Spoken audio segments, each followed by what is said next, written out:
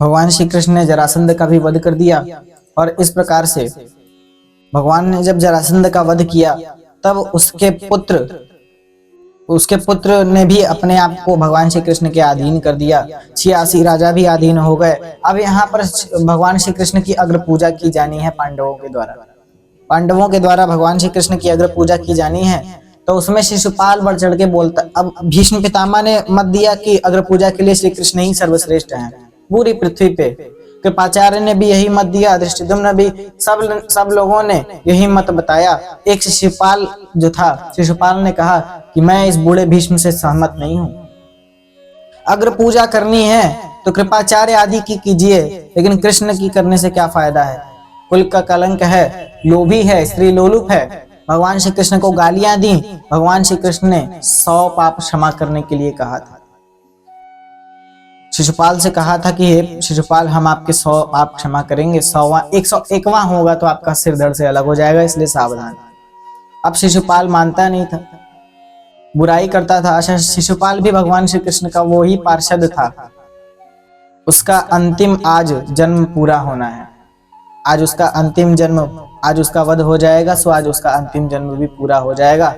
तो बढ़ चढ़ के बोलता है। तो भगवान कृष्ण का स्वागत करते हुए जब सारे पुरजनवासी सभी आते हैं और भगवान श्री कृष्ण बलराम जी के संग में आते हैं, तब शिशुपाल बोलता है, बस करो, इस कुल कलंकी की जय जयकार मत करो। इसे तो ठीक से पता भी नहीं कि इसके पिता कौन थे। कभी कहता है नंदुगाले का पुत्र हूं, तो कभी कहता है मैं वसुदेव का पुत्र हूं। हाँ, पहले जाके अपने पिता का नाम पूछ के आओ। तब बलराम जी ने क्रोधित होकर कहा, शिशुपाल शांत हो जाओ, वरना जीवा खींच लूंगा तुम्हारी जो 100 शब्द निकाले एक बार में।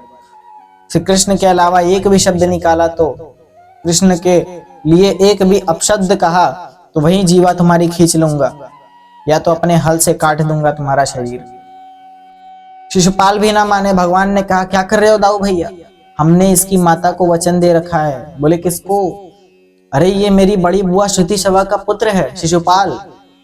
एक बार क्या हुआ था कि भगवान बता रहे हैं कि एक बार क्या हुआ था कि शिशुपाल, भगवान वेदव्यास ने कहा उसकी माता से कि इसे जिसकी गोद में रख दोगी, जिसकी गोद में जाने के बाद इसके आंखों के बाल झड़ जाएं, उसके हाथों इसकी मृत्यु निश्चित है, उसके हाथों इसकी मृत्यु हो जाएगी। तब माता ने श्री कृष्ण के गोद में इसका सिर दे दिया तो उसके आंखों के बाल काल झड़ गए। भगवान श्री कृष्ण से माता रो करके बोलने लगी, हे कृष्ण, कम से कम इसके अपराध क्षमा करने तक तो कुछ अपराध क्षमा कर देना, फिर इसे जीवन से विहीन कर देना, फिर मैं मना नहीं करूंगी, कुछ समय तो जीने दो। भगवान श्री कृष्ण ने कहा, माता बुआ, मैं इतना कर सकता हूं कि मैं इसके 100 अपराध क्षमा कर दूंगा। अगर 101वां होगा तो फिर मुझे तो इसका वध करना ही होगा, क्योंकि विधि के विधान में लिखा हुआ है। विधि में जो लिखा है सो होगा। विधि जो लिख दिया गया, विधात्री ने जो लिखा है वही होगा, कि नदीर्ष ने लिखा जो वही होगा। अब श्री कृष्ण ने समझाया शिशुपाल को, शिशुपाल सावधान, 100 शब्द पूरे होने वाले हैं, 100 अपशब्द, 100 गालियां पूरी होने वाली हैं तुम्हारी, 100 तुम्हारे पाप जो तुमने किए हैं वो 100 की संख्या में आने वाले हैं।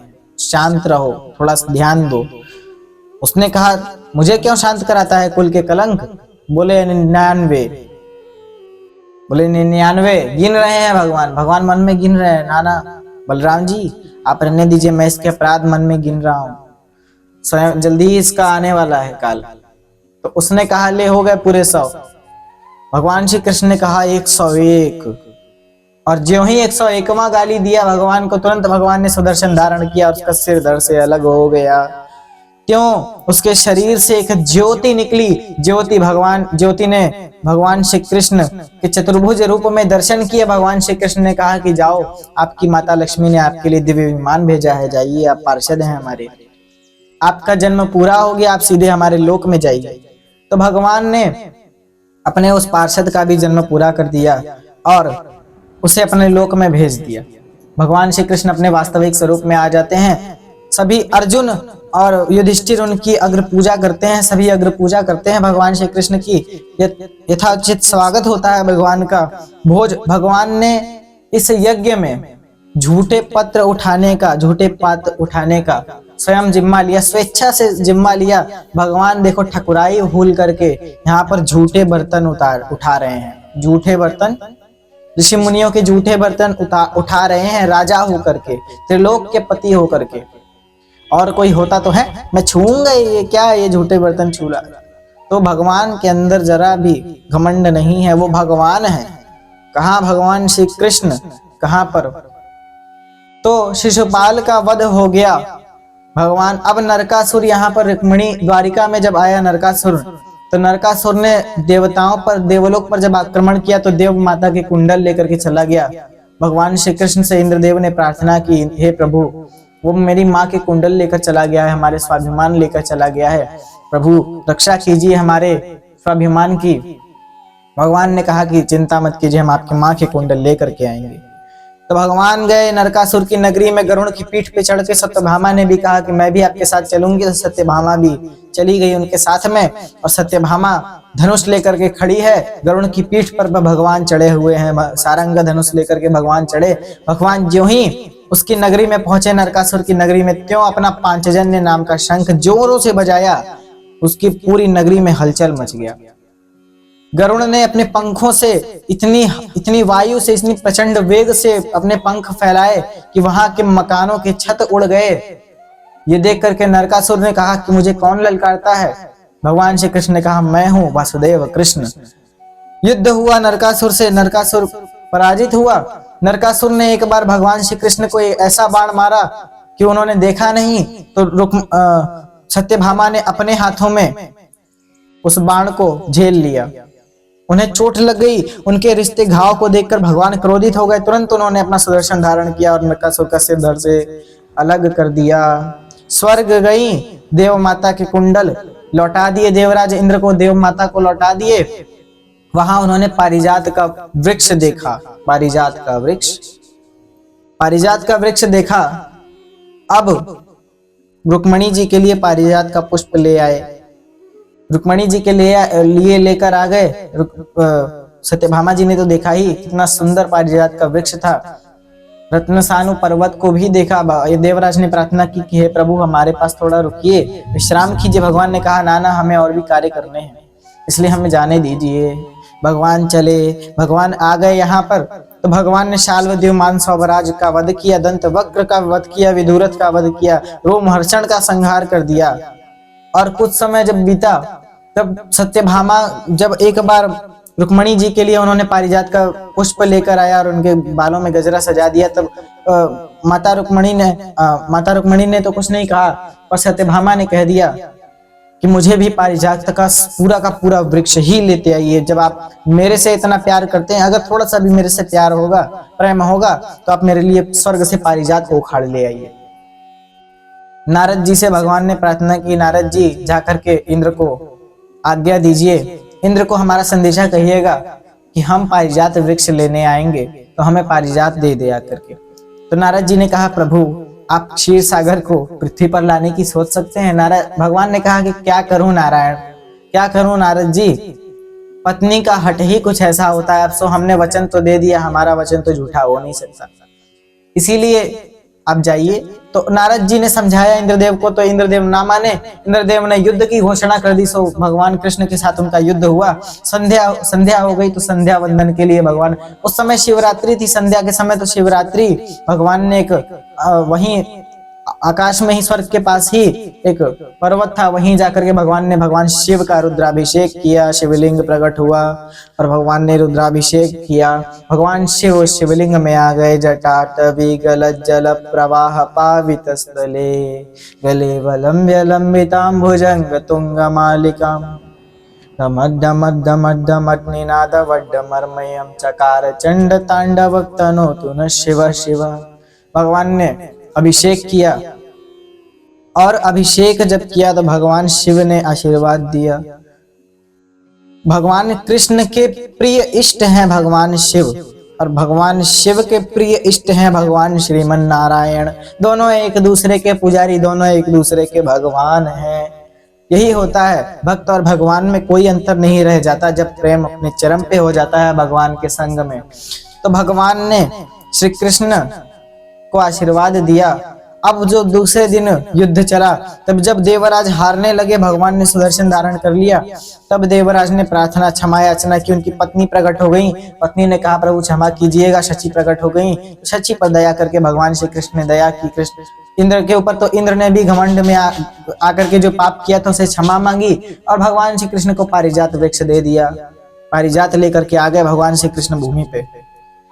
सत्यभामा प्रसन्न हुई, सत्यभामा को पारिजात दे दिया। कुछ समय बीता जब, तो भगवान के घर पे सुदामा आ गए। सुदामा जी के परम मित्र हैं सुदामा जी के श्री कृष्ण। बहुत गरीब थे, निर्धन थे। अच्छा, निर्धन क्यों थे सुदामा जी? एक बार जब उज्जैन में भगवान श्री कृष्ण गए थे पढ़ाई करने, वहां मैंने बताया आपको कि वहां सुदामा जी से उनकी भेंट हुई थी। और सुदामा जी से जब भेंट हुई, वहां जब पढ़ते थे, तो वहीं पर एक महाकालेश्वर मंदिर है। वहां महाकालेश्वर मंदिर में एक बूढ़ी माता पूजा करती थी, भिखारन थी, भिक्षुक थी, भीख मांगती थी। तो आज दिन भर में उन्हें केवल एक मुट्ठी चने ही मिले, और वो चने भी चोर चुरा करके ले गए। तो माता ने श्राप दे दिया कि वो चने जिसने जो भी खाएगा वो आजीवन निर्धन हो जाएगा। वो चने श्रापित हो गए। यदि मैंने महाकाल की अर्चना की है तो वो जो भी चने खाए निर्धन हो जाए, निर्धन हो जाए। तो ये श्रापित चने चोर लेकर के जो ही जा रहे थे, तो वो गिर गई। उनके पोटली, चोरों की चने से भरी हुई जो पोटली थी, वो उनके आश्रम के, गुरु माँ के आश्रम के निकट जहां वो रहते थे श्री कृष्ण जी, वहीं के बाहर गिर गई।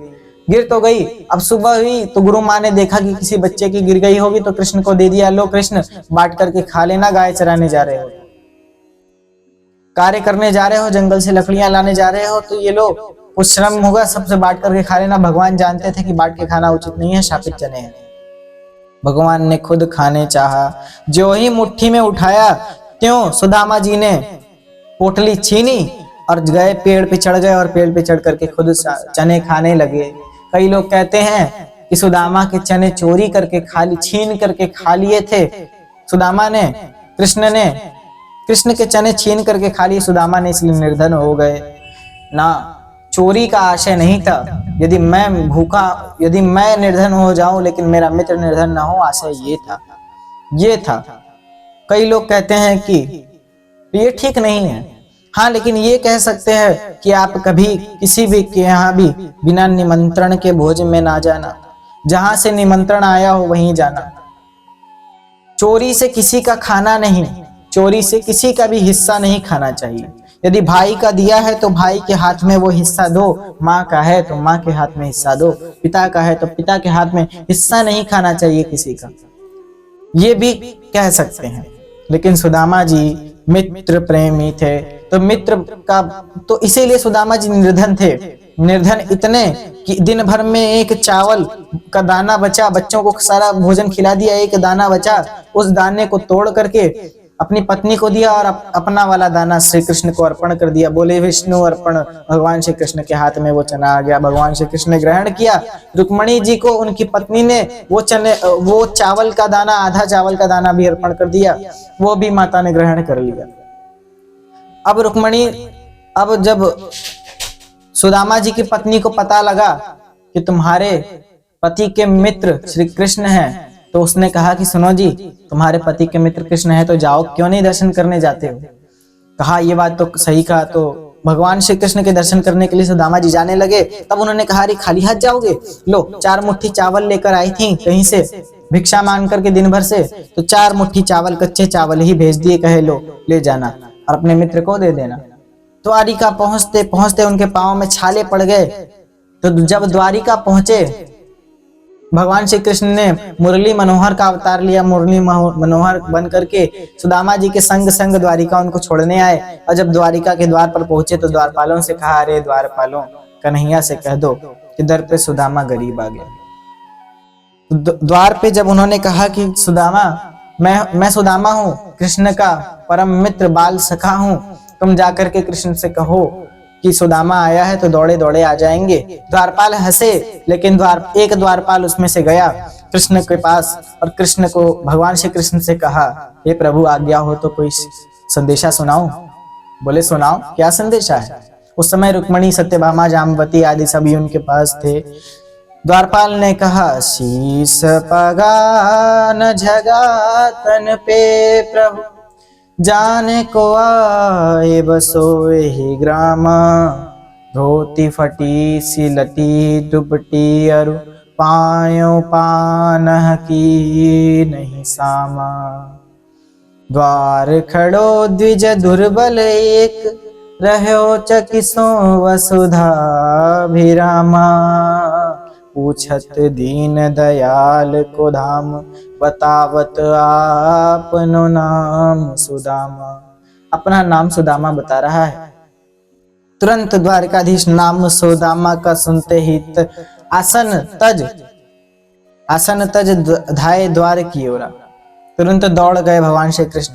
नाम सुदामा का सुनते ही तज आसन धाये द्वार की ओर। यूं दौड़े भगवान की धोती कहीं गिरी है और मुकुट वहीं का वहीं रह गया है। धोती गिर जा रही है, पीतांबर गिर जा रहा है, दुपट्टा कहीं लता फटा गिरा हुआ। गिरते पड़ते सबसे लड़ते हुए भगवान दौड़ करके जा रहे हैं सुदामा जी को। मित्र से मित्र को भेंट चले जो, कि धावत चांद की ओर चकोरा। दौड़ गए सुदामा जी के पास। सुदामा कहाँ हो सुदामा? तो द्वार पे आए तो द्वारपालों ने कहा, अच्छा सुदामा जी ने सोचा कि इतनी देर हो गई, कृष्ण आ क्यों नहीं रहे हैं। तो सुदामा जी ने सोचा कि अरे वो राजा है, मैं कहाँ एक रंक हूँ, सबके सामने गले मिलेगा तो उसके सम्मान पर बात आ जाएगी, जाने दो मैं चलता हूँ। सुदामा जी आगे बढ़ गए तो लोगों ने कहा देखो फिर से आ गया, हंसने लगे। तो तुरंत भगवान श्री कृष्ण दौड़ करके गए सुदामा जी के जब पास पहुंचे, तब उस समय दोनों एक दूसरे को देखते हैं। सारे द्वारिका वासी खड़े हो जाते हैं हाथ जोड़ करके। द्वारपाल देख रहे हैं भगवान की लीला। सारे द्वारिकाधीश अकेले चले गए। बताओ, सुरक्षा का इंतजाम कुछ नहीं हुआ। सभी दौड़ करके चले गए भगवान के दर्शन करने इस लीला के। भगवान जब सुदामा जी के आमने सामने दोनों लोग होते हैं तब क्या दृश्य होता है कि बचपन के बिछड़े दो मीत आज सन्मुख हैं, दोनों में मिलने की लालसा पवित्र है। मिलने की ललक भी है, मिलने में झिझक भी है, बालपन के साथियों की दशा कुछ विचित्र है। दोनों के नैनों में आंसुओं के मोती हैं, मोतियों में बालपन की मित्रता का चित्र है। छोटा बड़ा ऊंच नीच राजा रंक कोई नहीं, प्रेम की धरा पे मित्र केवल एक मित्र है। सुदामा जी को भगवान तुरंत लेकर के गए महल के अंदर, उनका स्वागत किया, उच्च स्थान पे बिठाया, अपने सिंहासन पे बिठा दिया। कांटे निकाल रहे हैं भगवान उनके पैर से, आंसू से पैर धोए, पानी के परात छुओ तक नहीं। भगवान श्री कृष्ण ने पानी परात को हाथ छुयो नहीं, नैनन के जल सो पग धोए। नानी तो पानी परात का त्याग दिया और आंखों के जल से भगवान श्री कृष्ण ने उनके चरण धोए। और जब देखा कि चावल रखे हुए, चावल भगवान ने छीन लिए सुदामा जी से और कहा, वाह भाभी का उपहार छिपाते हो। एक मुट्ठी चावल उठाया और कब खाने लगे। एक मुट्ठी चावल में एक लोक दान में दे दिया, स्वर्ग दान में दे दिया। दूसरी मुट्ठी उठाई, जब त्रिलोक दान में देने लगे तब जब दो मुट्ठी खा ली, तीसरी मुट्ठी खाने ही वाले थे कि रुक्मणी माता ने रोक लिया, प्रभु रुको, हमारे लिए भी थोड़ा प्रसाद छोड़ो। आशय ये था कि भगवान त्रिलोकपति हैं और त्रिलोक दान में दे देंगे सुदामा को तो और त्रिलोकपति कौन रह जाएगा। भगवान ने कहा यही भेद तो मैं मिटाना चाहता हूं, मैं वो हो जाऊंगा, वो मैं हो जाएगा, वो मैं हो जाऊंगा, वो सुदामा हो जाएगा, मैं सुदामा हो जाऊंगा, सुदामा कृष्ण हो जाएगा। तो लक्ष्मी माता ने कहा, ना प्रभु ऐसा मत कीजिएगा, वरना संसार कैसे चलेगा, आप तो अंतर्यामी हैं। तो भगवान श्री कृष्ण, अब माता रुक्मणी ने कहा कि एक थोड़ा सा प्रसाद हमें भी दीजिएगा, तो माता रुक्मणी ने कुछ प्रसाद खाया। इस प्रकार से कुछ समय सुदामा जी उनके पास रहे, श्री कृष्ण के पास द्वारिका में, और सुदामा जी को भी श्री कृष्ण ने विदा कर दिया। कुछ समय बीता, सुदामा जी अपने घर आ गए, तो घर आके देखा क्या कि उनके महल, उनका नगर कितना सुंदर, उनका महल कितने अमीर हो गए हैं। यहाँ भगवान ने एक मुट्ठी चावल खाई, वहां पर उनके घर बार सब कुछ बन गया। तो उनकी पत्नी भी जवान हो गई, बच्चे जो थे एकदम धनवान घर हो गया। सुदामा जी पहचान नहीं रहे हैं कि ये किसका घर है। बोले ये हम आपकी पत्नी हैं। अच्छा पत्नी हो? हाँ, पहचान नहीं रहे हैं? बोले ये श्री कृष्ण की देन है और कुछ नहीं। सुदामा जी सुख पूर्वक रहने लगे। श्री कृष्ण, अब श्री कृष्ण ने सूर्य ग्रहण का स्नान किया और कौरवों और पांडवों का मिलाप हुआ। श्री कृष्ण जी से भी मिलाप हुआ। देवकी माता ने 6 पुत्रों को मंगाने का श्री कृष्ण जी से प्रार्थना की कि मेरे 6 पुत्रों को मैं देखना चाहती हूँ। कृष्ण तुम ईश्वर हो, कुछ करो। भगवान ने आदेश दिया यमराज को, तो यमराज ने कहा वो तो रसातल में है, वो तो सुतल लोक में है। तो भगवान सुतल लोक में चले गए और बलि से उनके पुत्र मांग ले आए। मांग करके वसुदेव जी के पास रख दिए, देखिए आपके 6 पुत्र। तो भगवान तो परात्पर है, उन 6 पुत्रों को भगवान ने वसुदेव जी के सामने रख दिया। इस प्रकार से भगवान ने अपने माता की भी इच्छा पूरी कर दी। सुभद्रा कृष्ण जी की बहन थी, तो अर्जुन, बलराम जी ने सुभद्रा का विवाह दुर्योधन से निश्चित किया था। दुर्योधन को वचन दिया था कि हम सुभद्रा का विवाह तुमसे ही करेंगे, और भगवान ये चाहते नहीं था कि दुर्योधन जैसा कुपथगामी उसका पति हो। तो सुभद्रा का पति भगवान ने अर्जुन को निश्चित किया था। तो अर्जुन से कहा, अर्जुन मेरा रथ उठाना और सुभद्रा को ही अपने रथ का सारथी बनाना और तुरंत लेकर उसे अपहरण करके, जिस प्रकार से मैंने रुक्मणी की सहायता की उस प्रकार से तुम सुभद्रा की सहायता करो।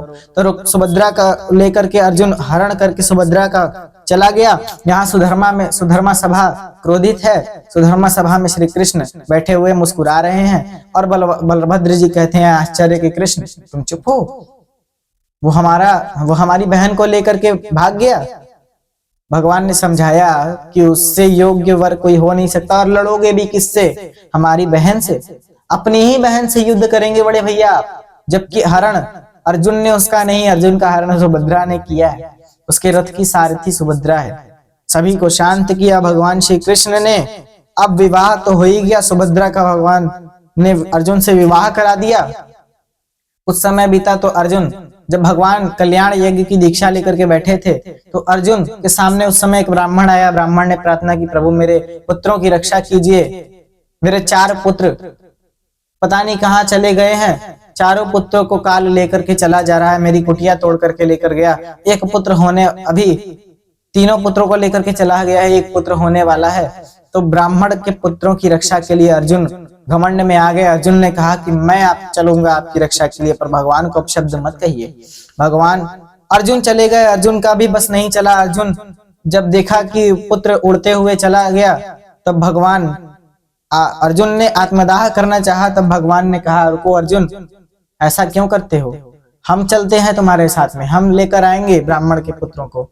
तो ब्राह्मण के पुत्रों को लाने के लिए भगवान श्री कृष्ण अर्जुन के साथ चल दिए। 7 पहाड़ों को पार किया भगवान ने, 7 द्वीपों को पार किया और पहुंच गए एक गुफा में अंधकार ही था। तो हरिवंश पुराण में ये भी लिखा है, ये वर्णन हरिवंश पुराण में मिलता है कि भगवान ने जब गुफा में प्रवेश किया तो अपने सुदर्शन चक्र से अंधकार दूर करने का आदेश दिया। सुदर्शन चक्र को कहा, सुदर्शन अपने तेजोमय रूप से अपना इस गुफा का अंधकार दूर करो। सुदर्शन प्रकट हुआ और गुफा का अंधकार दूर हुआ। भगवान आगे चले। भगवान गए तो वैकुंठ में क्षीर सागर, जब भगवान श्री कृष्ण ने अपने ही स्वरूप का दर्शन भगवान श्री कृष्ण ने अर्जुन को कराया, चतुर्भुज रूप का दर्शन अर्जुन को कराया, और भगवान ने स्वयं अपने ही चतुर्भुज रूप को प्रणाम किया, झुक करके प्रणाम ईश्वर। तो भगवान विष्णु ने समझाया अर्जुन को, और अर्जुन को ब्राह्मण के 6 पुत्रों को लौटा दिया। ब्राह्मण के पुत्रों को लौटा दिया, और अर्जुन ने भी पृथ्वी लोक पर जब आया तो अर्जुन ने ब्राह्मण के पुत्रों को दे दिया। अर्जुन ने भगवान की स्तुति की, भक्ति का वर्णन भी मिला, अब अर्जुन ने मोरध्वज की भी परीक्षा लेनी चाहिए। मोरध्वज ने भगवान ने कहा कि चलो अब मोरध्वज की परीक्षा लेनी है, तो चलो ब्राह्मण रूप में हो गए दोनों, और एक शेर, यमराज को भूखा शेर बना लिया। मोरध्वज को अपने बेटे का बलिदान देना पड़ा। अर्जुन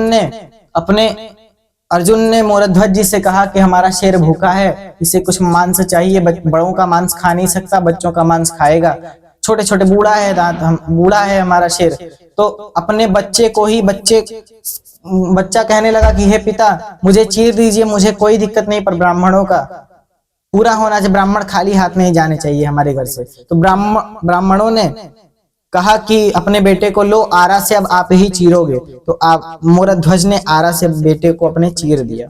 चीर करके शेर को टुकड़े टुकड़े करके दिए मांस खाने को। शेर खा लिया, तृप्त हुआ। भगवान ने कहा कि अब हमें भोजन कराओ। भगवान ने भोजन जो ही निवाला, तो भगवान ने भोजन रखा नीचे और कहा कि हम उस घर में भोजन नहीं करते जहां हत्या हुई है। तो हत्या के कलंक से मोरध्वज रोने लगे। तब भगवान से प्रार्थना की, है प्रभु अब मुझे हत्या लग गई है, मैं क्या करूं। तब भगवान ने बाहर से ही मोरध्वज को ताम्रध्वज उसका पुत्र था, मोरध्वज का जो चिरा गया था, ताम्रध्वज को भगवान ने जीवन दान दे दिया। दौड़ते दौड़ते अपने पिता के गोद में आ गया। भगवान अपने असली रूप में आ गए और मोरध्वज को दर्शन दिया। तो मोरध्वज का भी भगवान ने इस पूरे अपने जीवन काल में उद्धार कर दिया सारे योगियों का। इस प्रकार से भगवान ने मोरध्वज का उद्धार किया, ताम्रध्वज का उद्धार किया। सबको आशीर्वाद देकर के अर्जुन को संग लेकर के भगवान चल दिए। और आज के आज षष्ठम दिवस की कथा समाप्त होती है। छठवें दिन की जो श्रीमद् भागवत समस्त वेदों का सार आप सुन रहे थे, वो उस कथा की, इस रसमयी कथा की छठवें दिन की कथा समाप्त होती है। अब हम लोग मिलेंगे सप्तमें दिन अर्थात कल की कथा में, और इसी उत्साह के साथ, इसी भक्ति और इसी प्रेम के साथ में भगवान श्री कृष्ण की स्तुति करते हुए, श्री कृष्ण गोविंद हरे मुरारी हे नाथ नारायण वासुदेवा। जय श्रीमन नारायण। आप सभी भक्तों को जय श्री कृष्ण।